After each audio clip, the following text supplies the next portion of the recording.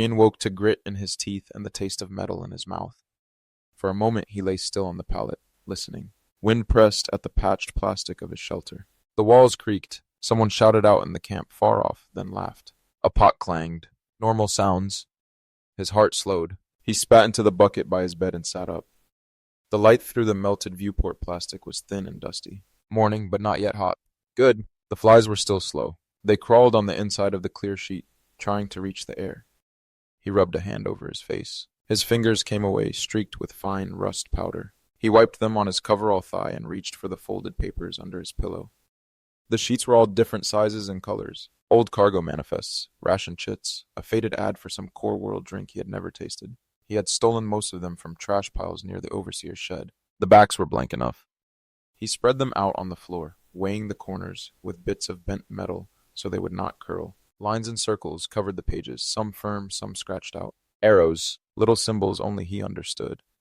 The blue icon in the corner of his cracked display blinked once. Then Kael's voice came from the tiny speaker on the unit's side, low and even. "You are awake earlier than yesterday." Rian shrugged, though the AI could not see it unless he chose to use the tiny camera. "Couldn't sleep." "Because of the plan," Kael said. It was not a question. Rian picked up the stub of a pencil he kept in a strip of cloth and chewed at the end. The wood tasted like old oil. Because of a lot of things. He did not say more. He did not have words yet for the way his chest felt tight when he thought about the wreck field, about the way the stars had looked last night when he stepped out to piss, sharp and clear, like they were closer than before. He set the pencil to the nearest sheet.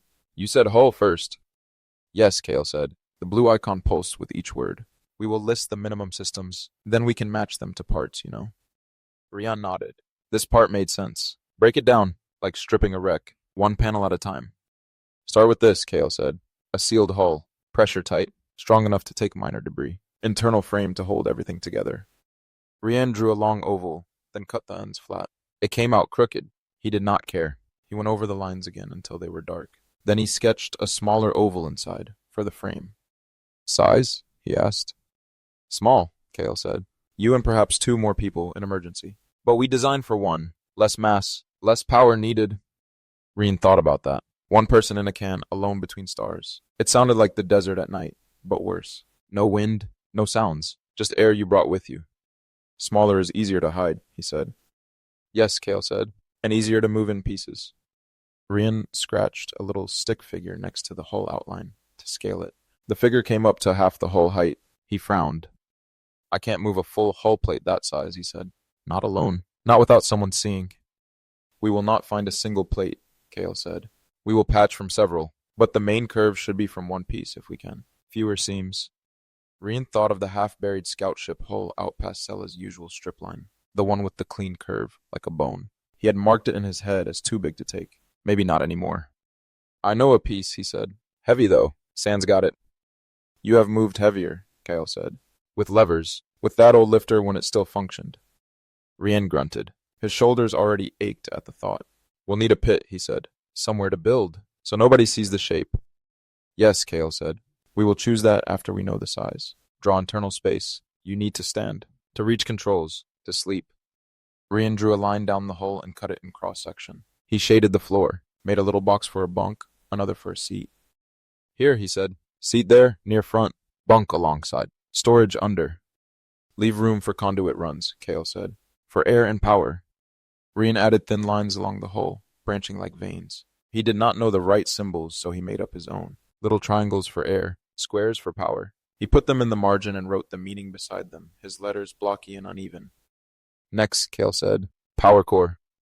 Rian's hand tightened on the pencil. This was the part that scared him. Hull was metal. Metal, he knew. Power was different. "Say it simple," he said. "A compact fusion unit is ideal," Kael said. Then he paused, as if checking himself. "But you cannot build that. We will use a small ship reactor from a wreck. You have seen them." Rian thought of the cracked cylinder he had once found in a broken courier. The overseers had taken it fast. He had not even gotten to touch it. "They're watched," he said. "Bosses claim them as soon as anyone spots the casing. They say they're too dangerous." "They are dangerous," Kael said, "but not in the way they say. Their danger is power in the wrong hands." Rian smirked a little. "Our hands." "Yes," Kael said. Rian drew a rough cylinder in the center of the hull cross-section, under the floor. He marked it with a circle and 3 short lines, like a sun. I know one that's still in place, he said slowly. On the ridge ships, old surveyor. The casing's warped. Overseers left it. Said it was dead. Dead is not always dead, Kael said. We can test it. Even if the fusion chamber is cracked, some components are useful. Field coils, regulators. Rian wrote ridge reactor next to the sun symbol. The question mark came out sharp. Minimum power, Kael said. You need enough output to run life support, control systems, and the drive. And some margin. Drive, Ryan repeated. The word sat heavy in his mouth. Yes, Kael said. We will not build a full Explorer drive. That would take years and tools you do not have. We will make a simple FTL-capable unit. Short range. 1 or 2 jumps before overhaul. Short range to where? Rian asked. Next system. That's not short. Short range in this context means tens of light years, not hundreds, Kael said. There is a trade hub within that distance, with more resources, more options. Rian tried to picture tens of light years. It was like trying to picture all the sand in the desert at once. His mind slid off it. Explain the drive simple, he said. The drive does 2 main things, Kael said. 1, it makes a bubble around the ship where space is bent. 2, it pushes that bubble along. To do that, it needs stable field coils, a containment ring, and a control unit that can shape the fields without tearing you apart. Rian stared at the paper. We have none of that. You have parts of it, Kael said. The old courier wrecks, the scout ships, even the big freighter spine near the camp. Their drives are dead, but their bones are there. We will reuse what we can. We will simplify. Rian drew a ring around the reactor symbol. He shaded it darker. This for the field, he said. Good, Kael said. Mark it with a different symbol. You will need to remember which parts are which when you are tired. Rian added a jagged line through the ring and wrote F beside it. His hand was shaking a little. He rested it on his knee until it stilled. You are thinking about failure, Kael said. Rian snorted. You're in my head now. No, Kael said. I am in your patterns. Your voice slows when you are afraid. You press the pencil harder. You have broken 3 in the last 2 days. Rian looked at the short pencil. The wood was cracked near the tip. He eased his grip. If I get this wrong, he said, I don't just die. I pop, or smear, or whatever happens out there. If you do nothing, you die here, Kael said.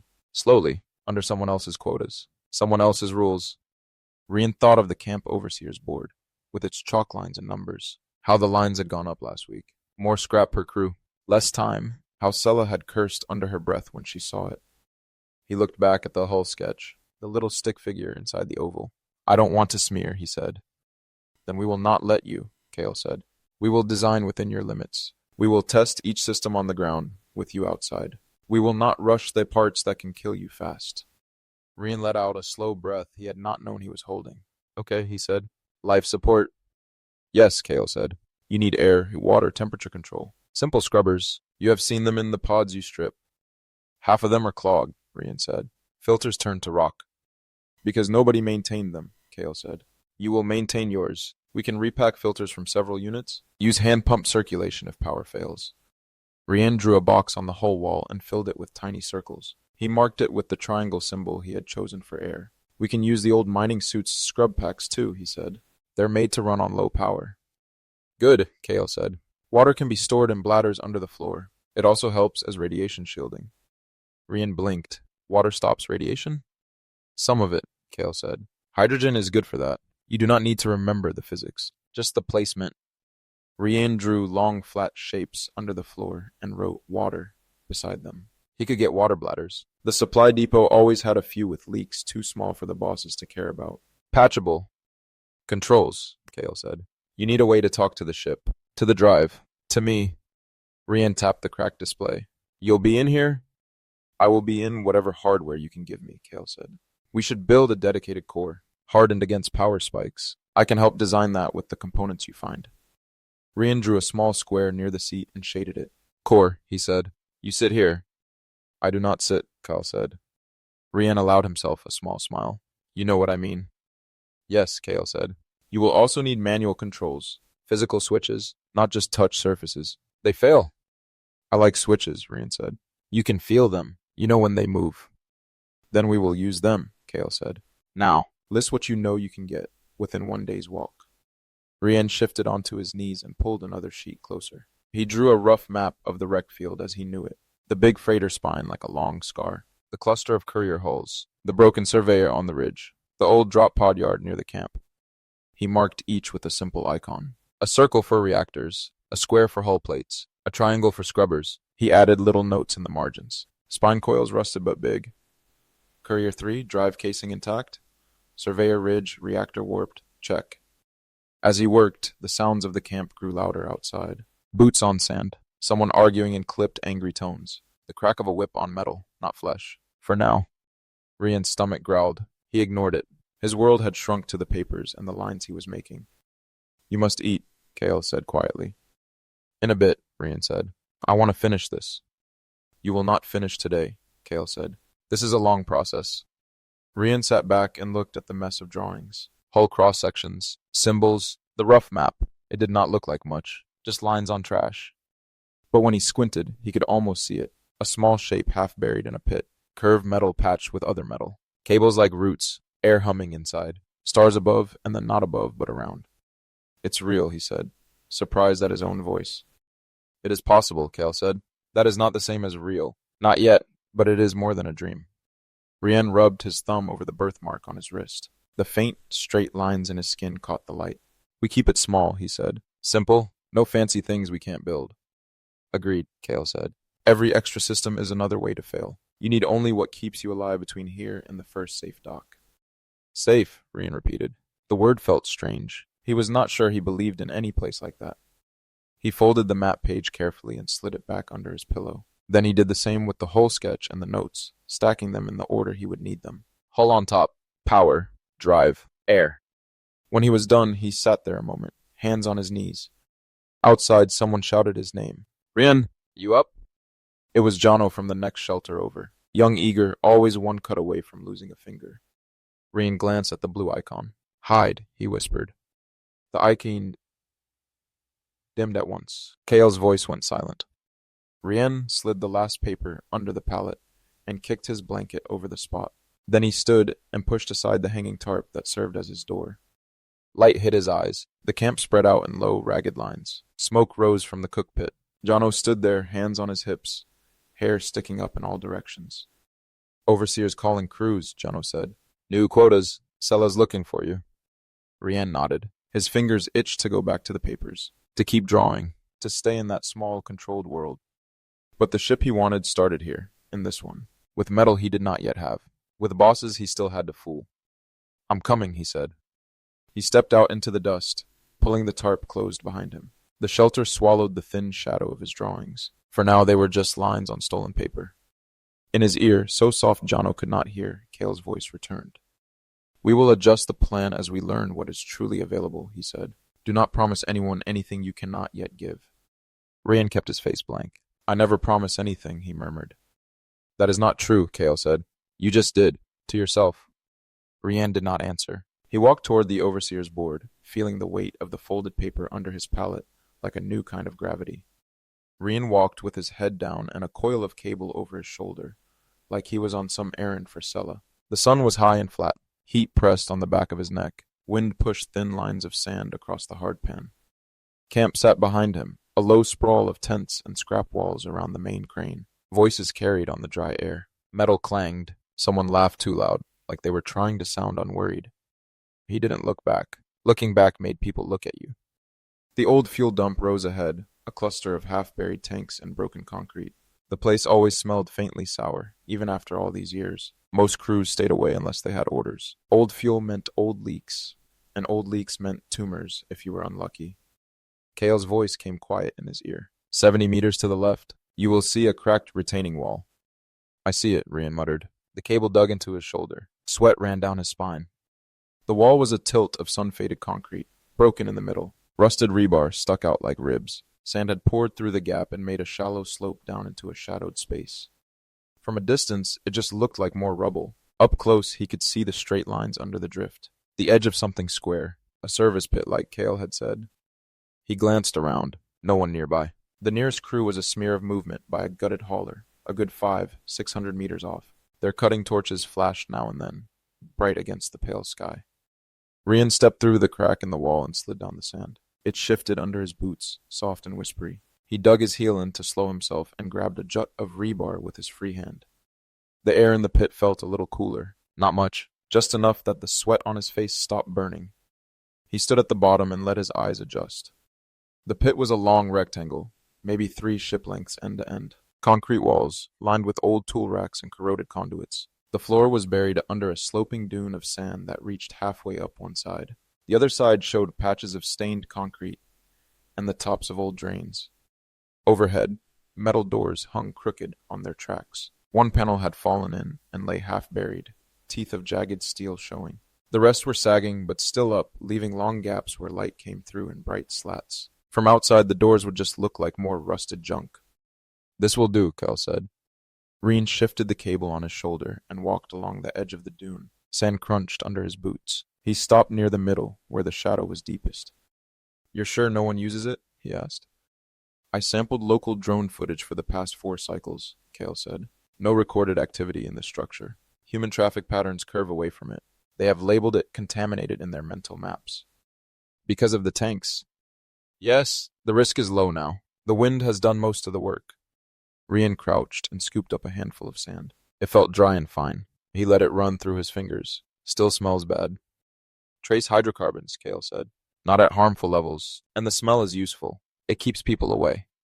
Rian grunted. "Useful. That was one word for it." He set the cable down and walked to the far end of the pit. There the sand thinned and he could see the full depth. The concrete floor dropped another 2 meters. Old lift arms jutted from the walls, frozen halfway to the floor. A tangle of hoses lay like dead snakes. He turned and looked back toward the crack in the wall. From down here, it was just a bright slit with a slope of sand under it. Anyone walking past up top would have to lean over and look down to see him. "Too open?" he asked. "Angle of incidence from the most common approach vectors is low," Kael said. "If you stay below the sand line, you are not visible unless someone is actively searching." Rian nodded. "And the doors?" "Test them," Kael said, "gently."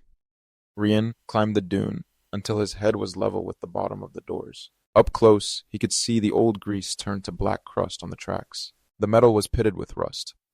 He reached up and pushed on the nearest panel. It groaned and did not move. He set his shoulder against it and pushed harder. Pain flared in his back. The panel gave a little, then stuck. "Leverage," Kael said. "You are not a hydraulic ram." "Yeah, thanks," Rian muttered. He climbed higher, braced one foot on a chunk of concrete, and grabbed the lower edge of the panel with both hands. He pulled down, using his weight. The metal jerked. Dust rained into his face. He coughed, eyes watering, but kept pulling. The panel slid a handspan, then another. The groan of metal on metal was loud in the enclosed space. It echoed off the walls. Rian froze, breathing hard. "Sound profile?" he asked. "Difficult to quantify without external reference," Kael said. "But the wind will dissipate it, and there is constant industrial noise from the camp. You are unlikely to be noticed at this distance." Rian listened anyway. No shouts, no change in the far-off clanging.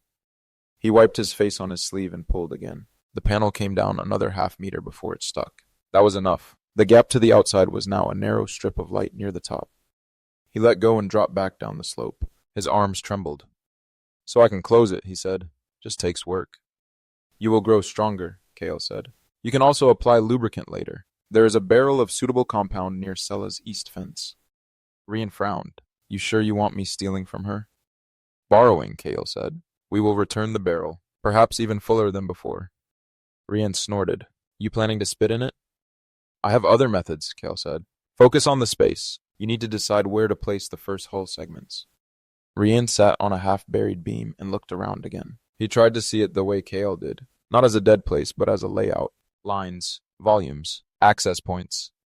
The deepest part of the pit, under the shadow of the lowest doors, would be best. Harder to see. Cooler. He pointed. "There," he said. "Put the mainframe there. Use the dune as a ramp, cut a channel so I can slide pieces down." "Acceptable," Kael said. "You will also need a concealment layer. Tarps, scrap, anything that looks like ordinary junk from above." Rian thought about the junk piles behind Sella's tent, about the loose tarps by the coolant drums, about how many questions she would ask if he took too much at once. "I can pull some from the old crawler," he said. "No one uses that." "Good," Kael said. "Begin with clearing a recess. You do not need the entire pit now, only enough for the first components." Rian set his jaw and stood. He slid down to the lowest point where the sand met the bare concrete and dug his fingers in. The top layer came away easy. Under it, the sand was cooler and a little damp. He dug in steady motions. Scoop, toss, scoop, toss. The pile behind him grew. Sweat ran into his eyes. His back ached. You can pause, Kael said after a while. He shook his head. If I stop, I'll think about how stupid this is. It is not stupid, Kael said. It is necessary. Feels the same, Rian said. He kept digging until the recess was as long as his body and half as deep. When he lay down in it, the rim of sand came up past his shoulders. From the crack in the wall, he would just look like another shadow. He sat up and rubbed his hands on his pants. Grit stuck to his skin. That's enough for one panel, he said.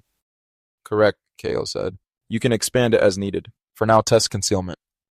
Rian climbed back up, grabbed the coil of cable, and dragged it down into the pit. He laid it in the recess, then looked around for something to cover it. There was an old tarp half buried near the fallen door panel. The fabric was stiff and brittle at the edges, but the middle still held. He tugged it free, shaking off sand. A cloud of dust rose. He coughed and spread the tarp over the recess, then kicked sand over the edges. From a few steps away, it just looked like another patch of uneven ground. He circled it, checking from different angles. The tarp sagged a little over the cable, making a shallow mound. Too obvious? He asked. A natural dune is not perfectly flat, Kael said. Irregularity is your ally, but you can add scrap to break the outline. Rian dragged over a rusted length of pipe and dropped it on one corner, then an old filter housing on the other side. It looked more random that way. He climbed the dune again and peered toward the crack in the wall. From there, the tarp vanished into the rest of the sand. The pipe and filter looked like trash, which they were.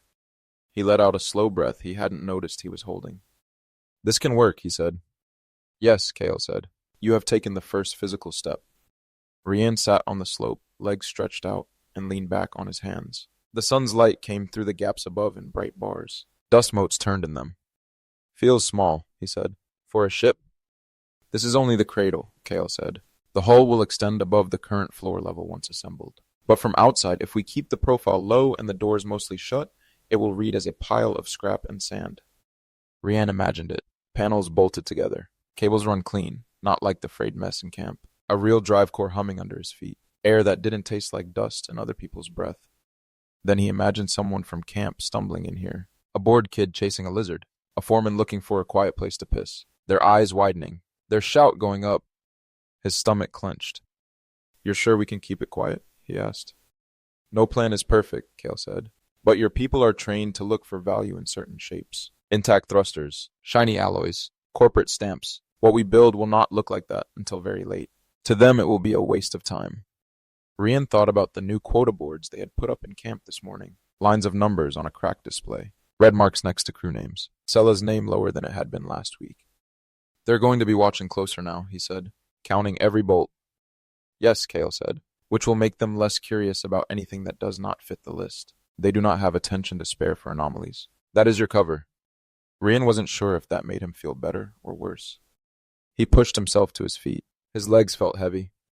I should go back, he said. If I'm gone too long, Sella will start asking.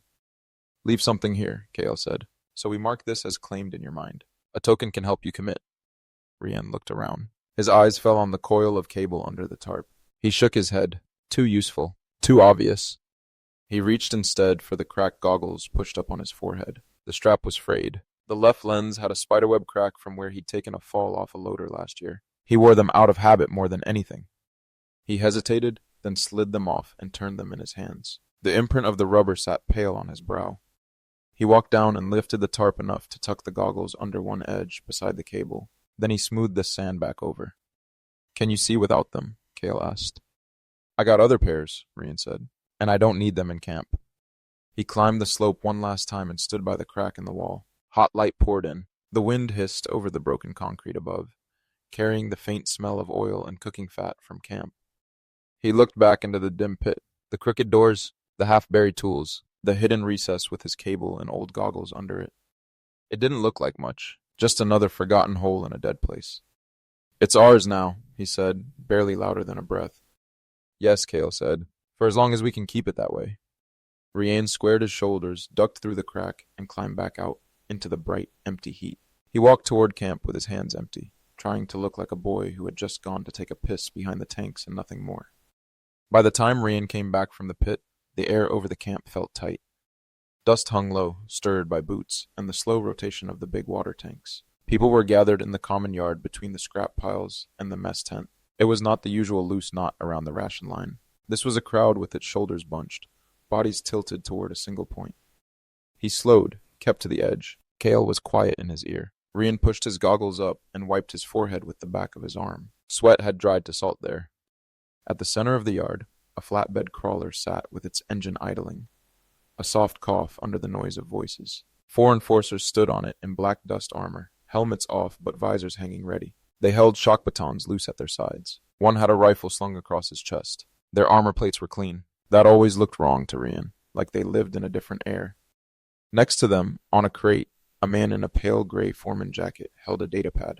He wore the corporate crest on his breast. His hair was slicked back, and he had a thin smile that did not reach his eyes.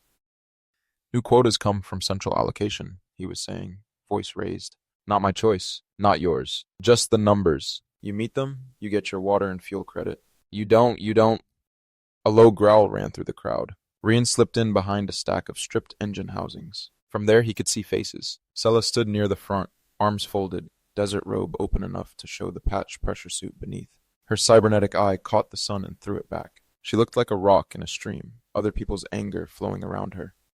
What numbers? Someone called. Rian knew the voice. Jacob from the South End shacks. He had 3 younger siblings and a cough that never left. The foreman tapped his pad. Each registered crew will deliver 20% more tonnage per week. Mixed metals, grade 3 or above. No more low-grade bulk counts. That's trash. You've been coasting on trash. Murmurs, curses. 20% more meant longer days, deeper walks into the rec field. More risk, less time to repair gear, less time to breathe. That's not possible, Sella said. She did not shout. Her voice cut through anyway. Not with the zones you've marked off for yourselves. You keep fencing more as corporate reserve. We're already walking past good holes to pick at crumbs. The foreman's smile thinned. Zones are for safety and for planned extraction. You want to go into a live ordnance field, be my guest. We'll mark your grave with a nice little flag. One of the enforcers laughed. The others did not, but their mouths twitched. Sella didn't rise to it. You cut our fuel last month. Half the crawlers are dead on blocks. You want 20% more, you give us fuel to reach the outer ring. Rian watched the foreman's eyes. They slid over Sella like she was a dull tool. You're thinking small, the foreman said. This is an opportunity. We've added a performance bonus. Crews that exceed quota get extra credit. And he lifted the pad a little like he was offering a treat. There are rewards for information. Anyone found hoarding salvage, hiding high-grade components, skimming from corporate share, that's theft. You report it, and you get a cut of what we recover. That's a new policy, straight from Lord Verdon's office. The name dropped like a stone. Rian felt a small chill on his neck despite the heat. He had heard the name all his life. The man who owned the Skylanes. The man whose sigil was stamped on every water chit. Kael stirred in his ear, a faint buzz. Classic division protocol, he said quietly. They are formalizing informant networks. Rian kept his face blank. Around him, people shifted. Asapten. Eyes flicked sideways, toward neighbors, toward rival crews. Rian could almost see the math running behind their faces. Who has a stash? Who might turn who in? Jacko spoke again, voice higher now. We don't hoard, we bring in what we find. You know that. The foreman shrugged. If that's true, you have nothing to worry about. The honest have nothing to fear. But we all know some of you are better at finding than others. His gaze moved over the crowd, slow. So if your neighbor is always coming back with light loads, maybe ask why. Maybe they're keeping the good stuff for themselves. That's a lie, an older woman snapped. Caracella's second. We all bring our finds to the way station. You're the ones who shave the numbers. A ripple of agreement, but it was not solid. Rian heard the edge in it, old grudges under new pressure. The foreman's smile did not change. Our scales are calibrated. Our records are audited. You think we'd risk central sanction for a few kilos of scrap? No. Theft happens down here. Among you. Convenient, Kael murmured. They shift blame downward. Standard practice. Rian's jaw clenched. He tried to relax it. He did not want anyone to see him reacting. 20% more, the foreman repeated. Weekly checks. Any crew that fails 2 weeks in a row loses water and fuel credit until they catch up. You can still drink, of course. We're not monsters, but you'll pay premium. No credit. Someone cursed loud. Someone else shoved. The crowd was tightening. What about the kids? A woman shouted. You cut credit. My boys don't drink. Then work harder, the foreman said. His voice softened, as if he were giving calm advice. Organize better. Don't let slackers drag you down. You're a community. Hold each other accountable. Rian saw the trap click into place. He saw it in the way people turned, not toward the crawler, but toward one another. A man near him, Tor from the east side, jabbed a finger at a skinny crew chief in a torn blue scarf. You hear that, Nail? Maybe stop dragging your feet out there. We all know you sit on that shuttle hull and smoke half the day. Nail spun on him. You calling me a thief? I'm calling you lazy, Tor said. Same thing now. Enough, Sella said. She stepped between them before they could close the gap. You two want to swing at each other. Do it out in the dunes. Not here, not for their game. One of the enforcers raised his voice. Let 'em swing, he said, grinning. We're here to keep order, not stop a little fun. The foreman didn't look at him, but Rian saw the corner of his mouth tick up. Sella ignored the enforcer. She lifted her chin toward the crawler. You raise quotas, you cut fuel, you fence off the rich fields, then you stand there and tell us to fight each other. That's the plan? The foreman's eyes met hers. For a second, his smile slipped, and Rian saw the cold behind it. The plan, he said, is to meet corporate targets so this operation remains viable. You want to keep living here, scavenger? You play your part. Or you can walk into the desert and see how far you get. Silence pressed in. The sun beat down on the rusted hulls and on the bare heads of people who had no shade. Somewhere, a child cried and was hushed. Rian felt Kael waiting, as if expecting him to speak. His throat felt dry. If you say anything, Kael said softly, keep it simple. Ask questions. Let them think. Rian swallowed. His heart was hitting hard against his ribs, but his voice came out steady. What happens if all the crews fail? He called. Heads turned toward him. He hated that feeling. The foreman peered over the crowd, trying to spot who had spoken. Sella's gaze flicked back, found Rian, and held for a moment. She did not nod, but something in her face eased, like a muscle unclenching. The foreman shaded his eyes with his hand. Who said that? Rian stepped out from behind the engine housings. He did not move closer than he had to. I did. The foreman looked him up and down, saw a lean boy in cut-off overalls, cracked goggles, no crew mark on his sleeve. Just another stray. If all the crews fail, Rian said again, what happens? You cut everyone's water? Then no one works. A few people muttered. It sounded like they were surprised he'd said it out loud. The foreman gave a small laugh. You think we'd let that happen? You always underestimate us. Some of you will meet quota. Some will exceed it. Those who don't, he shrugged, they'll learn, or they'll move on. The desert has a room. Some of us will turn on the others, Rian said. That's what you want. You don't have to say it. One of the enforcers shifted his grip on the baton. Watch your tone, boy. Rian felt the weight of that attention. His palms were damp. He kept his eyes on the foreman, not the enforcer. If you wanted us to work together, you'd raise everyone's water when the yard does well, he said. Not just the top crew. You're making us choose between each other and our own families. The words came out flatter than he expected. Not a speech, just an observation. The crowd had gone very quiet. Rian could feel Sella's stare on the side of his face now. The foreman's smile was gone. His eyes were narrow. What's your name? He asked. Rian hesitated. Rian. Crew? Freelance, Rian said. I trade to Sella's lot sometimes. Sella did not contradict him. That was something. The foreman tapped his pad. Rian, freelance. Here's a lesson for you. The galaxy runs on performance, not pity. You want more water, you earn it. You want your neighbor to have more water, you help them earn it. You don't stand here and question a system that feeds you. It doesn't feed us, Rian said before he could stop himself. It keeps us just hungry enough to fight. A murmur. This time there was something like agreement in it. The enforcer with the baton stepped off the crawler. Sand crunched under his boots. He walked toward Rian, slow. The others watched, relaxed. The rifle's stayed on its sling. Discipline, Kael said in his ear. They will make an example. Brace. Rian's legs wanted to back up. He made them stay. His mouth tasted like metal. The enforcer stopped an arm's length away. He was taller than Rian by a head. His armor smelled of machine oil and the faint sour of enclosed sweat. You think you're clever, he said. You're not. You're a mouth that doesn't know when to shut. He moved fast. The baton snapped up and slammed into Rian's stomach. Pain flared white. Air exploded out of him. He folded over without meaning to, hands grabbing at nothing. Voices shouted. Somewhere, Sella swore. The second hit caught his shoulder as he hunched. It sent him sideways into the engine housing. Rust scraped his cheek. He tasted blood. Enough, Sella's voice cut in. He's a kid. You make your point, move on.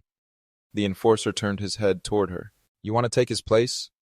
She stared at him. Her cybernetic eye whirred softly as it focused. You lay another hit on him, and you'll have to explain to your boss why your crawler's fuel lines keep cracking, she said. Because that's what will happen. By accident, over and over. It was not a threat yelled in anger. It was calm. That made it land harder. The enforcer considered her. The baton hung loose again. Then he snorted and stepped back. Teach your strays to keep their mouths shut, he said. The foreman had his smile back. We're done here, he announced, as if nothing had happened. Quotas start today. First checks at week's end. Remember the new informant policy. Honesty will be rewarded. He tapped the crawler's cab. The engine revved. The enforcers climbed back on. As they rolled away, dust billowed up behind them, coating the crowd in a fine, dirty veil. Rian straightened slowly. His stomach throbbed. Each breath hurt. He wiped his mouth and saw red on his hand. His vision had a bright edge, like the world was overexposed. Sela was at his side before anyone else. She put a rough hand under his arm. Can you stand? She asked. I'm standing, he said. His voice came out thin. She huffed once. It might have been a laugh. You're also an idiot. Brave, but still an idiot. People were watching them, some with worry, some with something like respect, some with a sharp, measuring look that made his skin crawl. A few already had their heads together, whispering. Rian could guess the shape of it. Who's hoarding? Who'll crack first? Who might be worth turning in? He met Jaco's eyes. The older boy looked shaken. You shouldn't have said that, Jaco muttered. They'll remember you now. They already remember all of us, Rian said. His ribs hurt when he talked. They just want us to forget each other. Jaco frowned, as if trying to follow that. Then someone called his name, and he drifted away. Sela kept her grip on Rian's arm a moment longer, then let go. You just made my crew interesting to them, she said quietly. Freelance or not, they'll link you to us. Sorry, he said. She shook her head. Don't be. You said what needed saying. Just next time, duck sooner. He almost smiled. Didn't see it coming. Learn to, she said. She looked out over the yard. People were already breaking into smaller knots, arguing, pointing, counting in their heads. They did what they came to do, she went on. They didn't have to crack a single water tank. We'll do that to ourselves. Rian followed her gaze. The camp felt different now. Same sand, same rust, but the lines between people looked sharper. This is what you meant, he whispered more to Kael than to Sela, about how they keep everyone busy. Yes, Kael said. His voice was flat. Fear and scarcity. It works almost every time. Rian pressed his hand to his aching stomach. The pain made everything feel clearer in a hard way. He thought of the service pit, half cleared, the rough sketches folded in his pocket, the idea of a ship that could lift him above this yard, above the dust and the quotas, and the foreman who smiled while people tore at each other. He watched a man he knew tore, arguing with his own cousin now, voice sharp, hands cutting the air. Behind them, 2 kids stared at the crawler's fading dust trail with wide eyes. They're not going to stop, Rian said. They'll push until someone breaks, then they'll call it discipline. Yes, Kael said. Rian's shoulder throbbed where the baton had hit. He rolled it, winced, then straightened. I'm leaving, he said under his breath. I'm not dying here for their numbers. He did not know yet how he would get a power core small enough, or seal a hole with the tools he had. He did not know what waited beyond the sky. But he knew this much. Staying meant letting that foreman, and men like him, decide when he ate, when he drank, when he got hit. Sela glanced at him. Maybe she had heard the edge in his voice. What are you thinking, boy? She asked. He met her gaze. I'm thinking there has to be another way to live, he said. Out there somewhere. Her mouth twitched. If you find it, send a map, she said. Then she turned away to bark orders at her crew, already moving to tally their scrap, already calculating how to survive one more week. Rian stood there a moment longer, feeling the dust settle on his skin, feeling the bruise bloom under his ribs. Then he turned toward the wreck field and the hidden pit beyond it. The air still smelled of burnt skin and discharged stun batons. Rian walked at the edge of the crowd as it broke apart, boots grinding dust and glass. People limped away from the square between the tents, hands pressed to ribs or shoulders. A few laughed too loud the way they did when they wanted to show they were fine. The foreman and his enforcers were already heading back toward their prefab office, helmets bright in the low sun. Kael was quiet in his ear, just the faint blue dot at the corner of Rian's cracked wrist screen, pulsing slow. Rian's cheek still tingled where a swinging elbow had caught him. He touched it and his fingers came back dusty. No blood. His shoulder ached from where he had thrown himself sideways to avoid a baton sweep. He had seen one of the younger boys go down under that, legs shuddering, then still. They had dragged him off by his ankles. Rian did not see where. He drifted toward the water cisterns without thinking much about it. The cisterns sat on the edge of camp, big rust-streaked tanks under shade cloth. The nearest wreck field started just beyond them, dunes rising in soft waves around torn metal. Out here it was a little quieter. People came to fill jugs, argue in low voices. Spit. Sella was there, leaning against one of the tank supports. Her crew had taken the worst of the brawl. Two of her people sat on the sand, heads down. One of them held his arm close, jaw tight. The other had a split lip and a swelling eye. Sella's cybernetic eye glowed faintly in the shadow, the color of cooling coals. She saw Rian and jerked her chin once, a kind of greeting. "You stay on your feet?" she asked. "Mostly," he said. He stepped under the shade cloth. The air here was a little cooler, damp from slow leaks around the valves. Someone had chalked lines on the tank, marking past water levels. Most of them sat higher than the current damp ring. A girl of maybe 12 worked the pump handle, filling a plastic can. Her arms shook with the effort. Two boys stood nearby, waiting with their own containers, eyes red from dust and whatever they had seen in the square. Rian took the handle from the girl without a word. He pumped. The metal squealed. Water gushed, cloudy at first, then clear. "Don't help her too much," one of the boys muttered. "She'll owe you." Rian didn't answer. He just kept pumping until the can was full. The girl nodded once, wary, and dragged it aside. Sella watched him. "You pick a side back there?" she asked. "Didn't see you swinging." "I was busy not getting hit," Rian said. "Seemed like enough work." One of Sella's crew snorted a short laugh, then winced and touched his ribs. "They want us fighting," Sella said. She sounded tired more than angry. "Set the numbers so we have to claw each other to stay above the line. Same as last time they changed quotas. Just worse." "Last time they didn't threaten water," the man with the bad arm said. His face was pale under the dust. "Fuel, sure. But water—" He shook his head. "They're bluffing," the boy with the red eyes said. He looked about Rian's age, maybe a little younger, with a shaved head and a tattoo of a gear around his neck. "They can't cut water. People would die. They need us." Sella gave him a flat look. "You think they won't let some of us die to scare the rest?" The boy opened his mouth, then closed it. His throat worked. He looked away. Rian finished pumping the girl's can and moved to the next. His arms burned, but it was a good kind of burn. Simple. He liked the steady resistance, the way each pull brought something real. He spoke without looking up. "Who wrote the quotas?" he asked. There was a short pause, just the squeak of the pump and the trickle of water. "The foreman," the boy with the gear tattoo said. "Who else?" "The foreman read them," Rian said. "Paper with the crest on top. Numbers already there." He had seen the printed sheet in the foreman's hand, the neat lines, the corporate symbols stamped in faded blue. The foreman's thumb had left a smudge over the signature block, but the name under it had been someone else's. Rian hadn't known the name, long with too many consonants.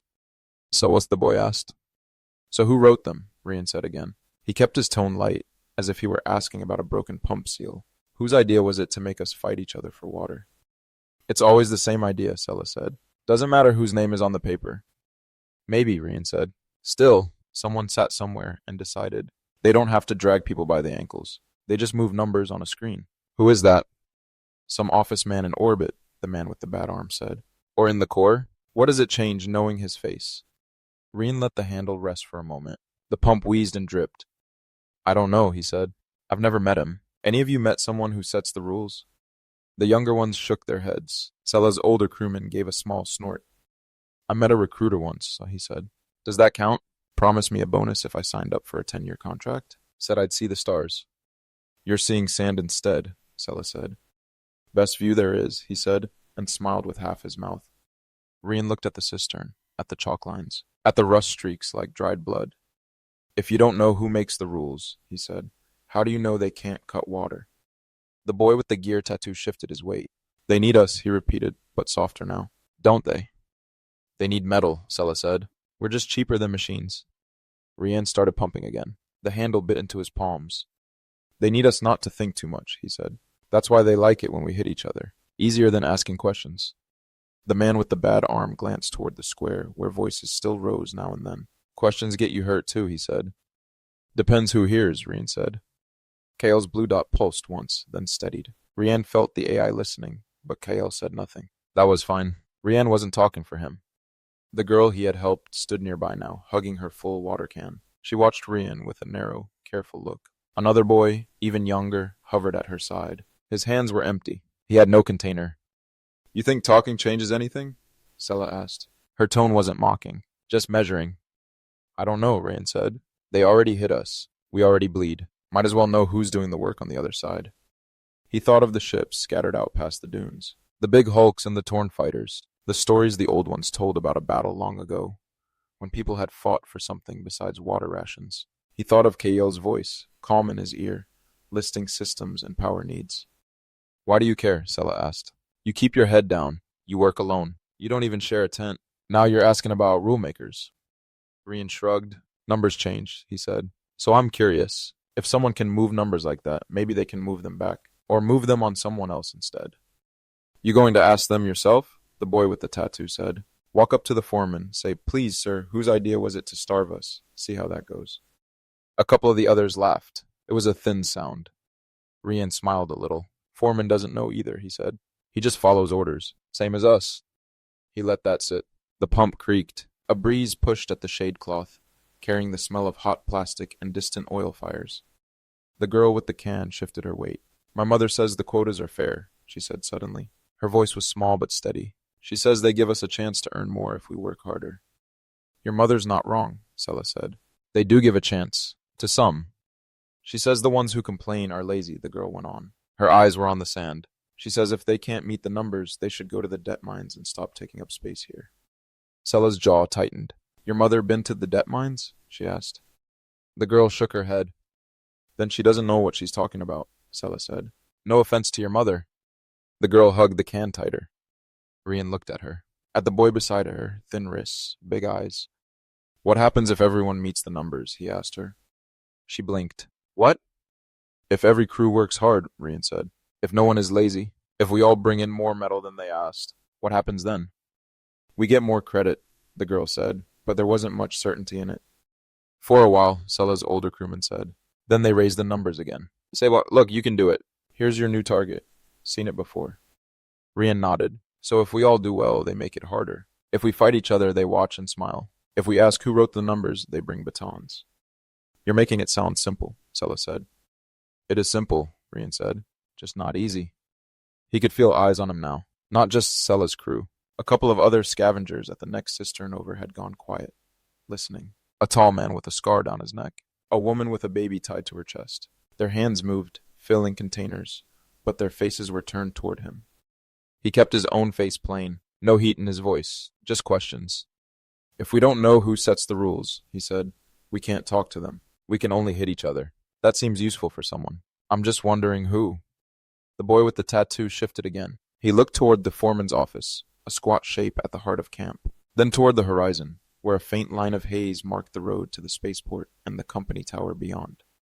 My uncle says there is a board, he said. People in suits. They sit around a table and decide things. They're smart. They know the big picture. You met them? Rian asked. No, the boy said. Uncle hasn't either. But he saw a picture once. On a poster. Rian thought of the glossy corporate posters that sometimes peeled off the foreman's office wall. Smiling faces, clean hands, slogans about opportunity. Pictures can lie, he said. The boy's mouth twisted. You think you're smarter than them? No, Rian said. I think I'm thirstier. That got a real laugh from someone. Even Sela's mouth twitched. The laugh died quick. A shadow fell across the edge of the shade cloth. A man in a faded company vest stood there, arms folded. He had the look of someone who never went into the wrecks. Too clean. His boots were new. His face was narrow, with a patchy beard. Rian knew him. Core. He ran errands for the foreman. Brought lists, carried reports. Everyone knew he liked extra credit. Everyone knew what he did to get it. You all done talking politics? Core asked. His tone was light, but his eyes were sharp. Foreman won't like it if he hears you're forming a council out here. Sela straightened. We're talking about water, she said. You got a problem with that, Core? Water's numbers, Core said. Numbers are the foreman's business. His gaze slid to Rian. You were quiet before, boy. Now you've got big questions. Just asking who wrote the quotas, Rian said. He met Core's eyes, kept his own flat. You know? Core's mouth curled. I know enough not to ask, he said. People who ask end up reassigned. Or worse.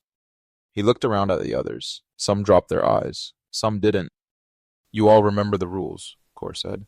Trouble talk counts against your crew. But if you hear any, you can always bring it to me. Might earn yourself a little extra.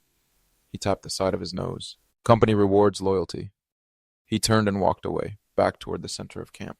His shoulders were loose. He didn't look back. The shade cloth fluttered behind him. The sound of the pump seemed louder. Idiot, Sella's older crewman muttered. Thinks they'll ever let him out of here. He's not an idiot, Sella said. He's scared, same as us. Just picked a side. Rian watched Kor's back until it disappeared between tents.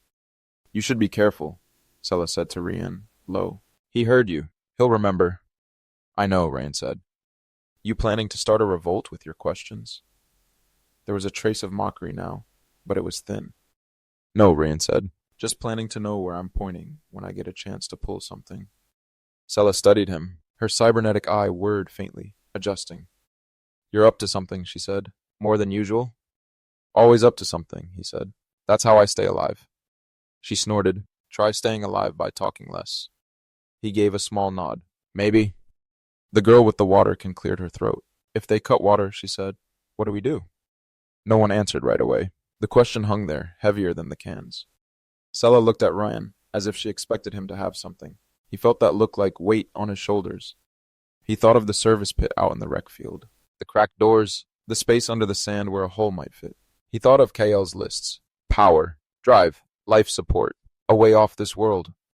We find another way to drink, Rian said. Or we leave. Leave where? The boy with the tattoo asked. There was no mockery now, just raw curiosity. Hope, maybe? Fear. Rian let the pump handle drop. It clanged. Don't know yet, he said.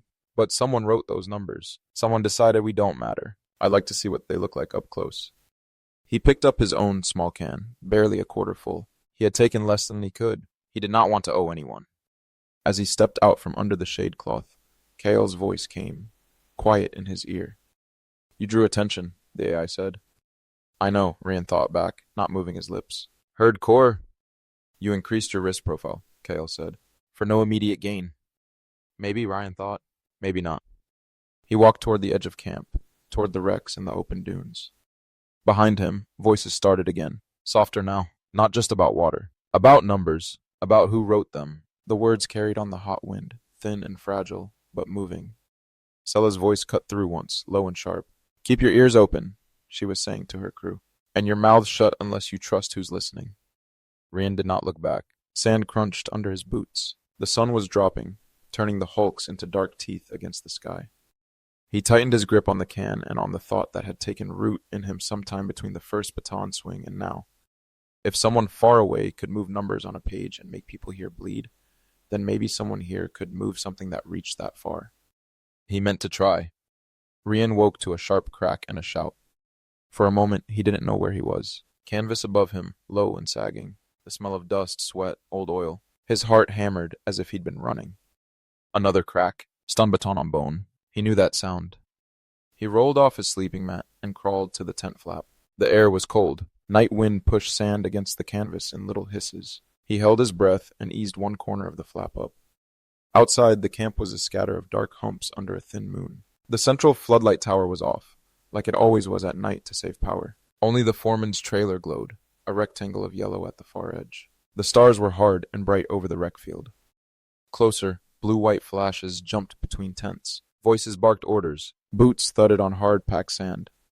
Stay low, Kael said in his ear. The voice was soft, almost not there. Do not draw attention. Rian didn't answer. He slid onto his stomach and wriggled out under the flap. The sand was cold against his bare forearms. He pulled the flap back down behind him, careful not to let it snap. He kept to the shadows between tents and scrap piles. The moon cast everything in flat gray. His breath made small clouds in the air. At the far end of the row, near the fuel drums, 3 enforcers in black armor stood in a loose half circle. Their visors were down. The blue strips on their shoulders glowed faintly. 2 more were inside a tent, the canvas bulging as they moved. Someone inside shouted, I was done, I swear. A baton cracked again. The shout cut off. Rian knew that tent. Jaro and Vec had slept there. They were the ones who had thrown the first punches in the brawl that afternoon. Joe had broken a man's nose. Vec had stomped on someone's hand. The foreman had watched and smiled. Now the enforcers dragged Jaro out by the ankles. His shirt was half torn. His face was slack. A dark wet patch spread in the sand where his head bumped.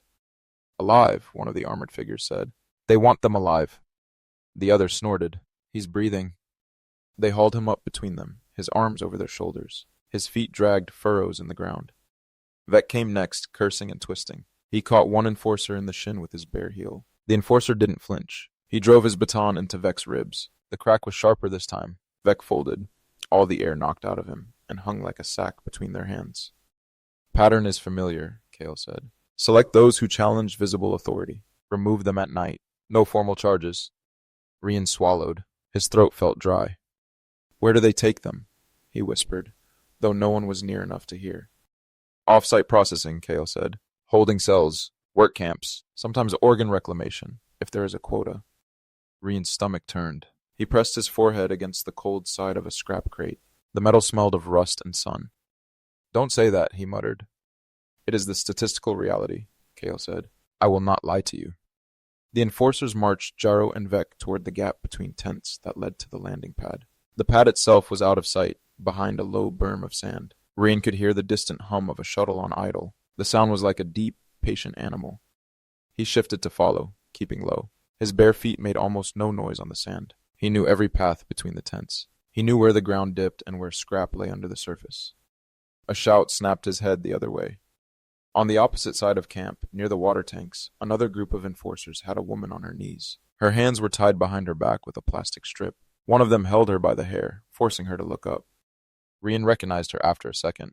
Mara. She worked 3 rows over, on the smaller wrecks. She had a loud laugh and a way of talking that pulled people in. She had been the one that afternoon who had said, "Maybe we all just stop. See how they like it when nothing moves." People had laughed it off. Some had told her to shut up. But Rian had seen the foreman's eye flick toward her just once.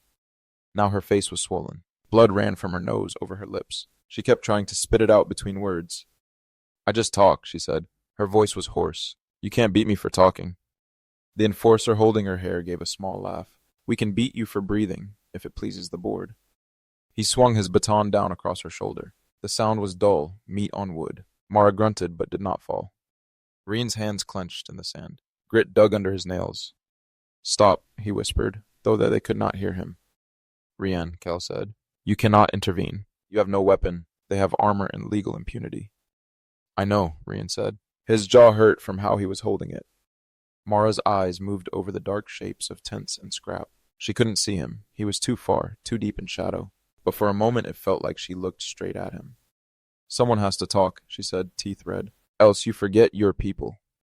The enforcer hit her in the stomach. She folded forward, gagging. The man holding her hair let go and she fell on her side. He kicked her once, hard, in the back. "Enough," another said. "They want her able to walk." 2 of them hauled her up. She stumbled, legs shaking, but she stayed on her feet. One of them shoved her forward. She almost fell again, then caught herself. They pushed her in the same direction they had taken Jaro and Vec. Rian's breath came fast and shallow. His chest felt tight. "This is not about specific infractions," Kael said. His tone did not change, but there was something under it, a kind of old anger. "It is about spectacle. They remove a small number. They make sure many see. Fear does the rest." Rian watched the line of black armor and bent bodies move between the tents. No one came out to stop them. A few flaps shifted. Eyes glinted in the dark, then vanished. He thought of the new quotas, of men punching each other while the foreman smiled, of Mara's words, "Maybe we all just stop." He had not spoken then. He had only watched. "Is it like this everywhere?" he asked. "In most oligarch-controlled extraction sites," Kael said. "The details vary. The pattern is stable. So if I keep my head down, don't fight, don't talk, they still come?" Rian said. "Yes," Kael said. "They need examples. Compliance reduces probability, but does not remove it. Any anomaly, any rumor can be enough." Rian felt something cold settle in his stomach. It was not fear. Fear he knew. This was heavier, like a stone. He thought of his secret pit out in the wreck field. The cracked concrete, the rusted scaffolds, the hatch he could just barely drag shut. He had been proud of it. It had felt safe. Now it felt small. The enforcers reached the berm. Beyond it, the shuttle's hum grew louder. A rectangle of light opened as the ramp dropped. Blue-white interior lights washed over armor and bare skin. They shoved Jaro and Vec up first. Jaro stumbled on the ramp and fell to his knees. An enforcer kicked him in the back to get him moving. Vec spat blood on the metal. One of them wiped it off with his boot. Mara paused at the bottom of the ramp. Her shoulders were hunched. Her hair hung in her face. For a second she turned her head, like she was listening for something. Rian's fingers dug into the sand. He wanted to shout, to tell her he heard, that he would remember. He did not make a sound. She straightened as much as she could and walked up the ramp under her own power. The ramp rose, the light narrowed, then cut off. The shuttle's engines deepened in pitch. Sand whipped up in a spiral around the berm. The sound rolled over the camp, rattling tent poles and loose scrap. Rian squinted against the wind. Grains of sand stung his face. He tasted dust and metal on his tongue. Then the shuttle lifted. Its shadow slid over him, a brief darkness. It climbed, engines howling, then angled toward the distant company outpost. In a few breaths, it was just a bright point against the stars, then nothing. Silence fell hard after the noise. His ears rang. One by one, the tent flaps around him moved. Faces peered out, pale in the moonlight.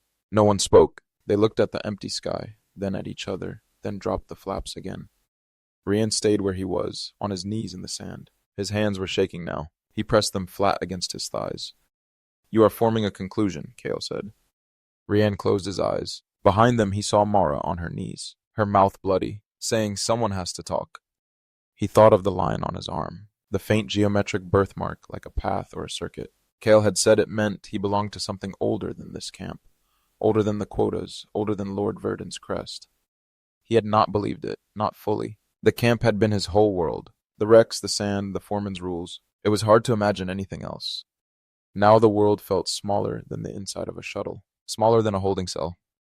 "What you said," Rian murmured, "about my sister, about the others you lost, about the ships." "Yes," Kael said.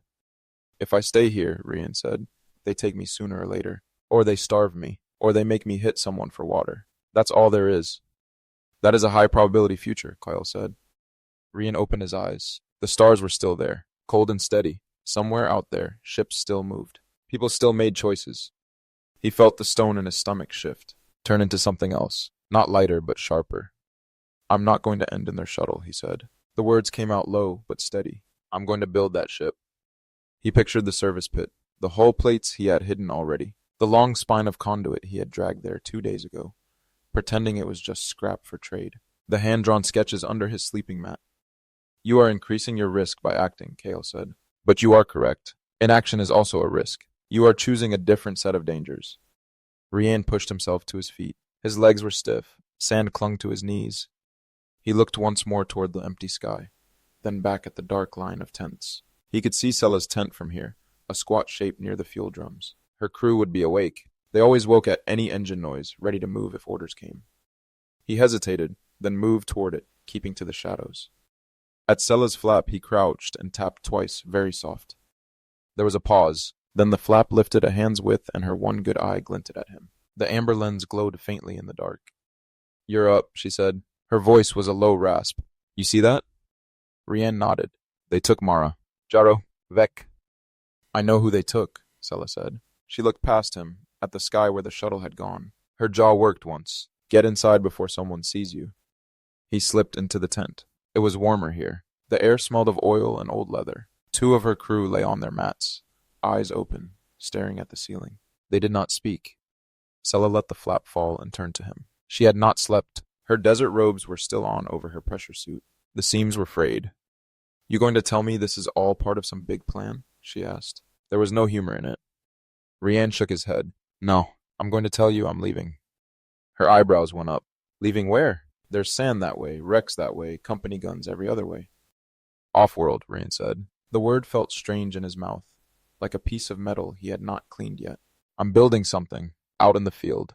A ship, small, but it'll fly." Sella stared at him for a long time. One of her crew snorted softly, then went quiet again. "You're serious," she said. "Yes," Rian said. He thought of Mara again. "If I stay, I end up like them. I'm not waiting for that." Sella rubbed her hand over her face. "You got parts? Power? Fuel? Sealant? Air scrubbers?" She shook her head. "You got a death wish." "I have help," Rian said. He felt Kael's presence, a faint pressure at the back of his mind. "Not from anyone here," Rian added. I wanted you to know. If they start asking questions, if they come for me." Sella's eye narrowed. "You want me to lie for you? Risk my crew?" "No," Rian said quickly. "I don't want you to do anything. Just, if people start saying I was stirring talk, that I was trouble, that's not why I'm gone." Sella looked at him another moment. Then she sighed long and slow. "Kid," she said, "they don't need reasons. But I hear you." She stepped closer and put a rough hand on his shoulder. You get yourself killed out there, it's on you, she said. You make it off this rock. You remember who's still under their boot. Don't go getting shiny and forget. Rian met her gaze. I won't. She squeezed his shoulder once, hard, then let go. Now get back to your tent, she said. Sleep while you can. Tomorrow they'll act like nothing happened. That's how they do. Rian ducked out into the cold again. The camp was quiet. The wind had picked up a little, carrying the smell of distant metal and fuel. He slipped back to his own tent. Inside he lay down on his mat but did not close his eyes. His hand found the folded sketches under his head. The paper crackled. You have crossed a threshold, Kael said. You have made a decision. Rian stared at the canvas above him. They already made the choice, he said. I'm just not going along with it. Outside, somewhere in the dark, sand hissed against metal. The stars waited,